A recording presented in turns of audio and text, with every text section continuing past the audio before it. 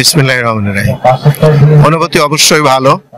যখন আমরা এখানে ছাত্র দল করছি তখন এই ছাত্র দলে তেমন বিএনপিরও সংগঠন ছিল না, ছাত্র দলের তেমন সংগঠন ছিল না। আমরা আমাদের মতো করে এই ছাত্র দল শৈলকুপা প্রতিষ্ঠা করার জন্য আমরা নিরলস পরিশ্রম করেছি। তারই প্রেক্ষাপটে আজকে সর্ববৃহৎ সংগঠন হিসাবে বাংলাদেশ জাতীয়তাবাদী ছাত্র দল শৈলকুপা প্রতিষ্ঠিত হয়েছে। এজন্য অবশ্যই আমি আনন্দিত।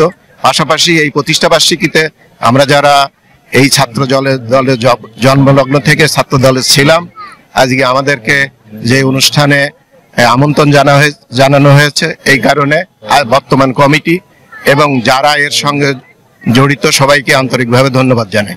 এবং আজকে যে ফ্যাসিবাদ মুক্ত দেশ আমরা পেয়েছি, আগামী দিনে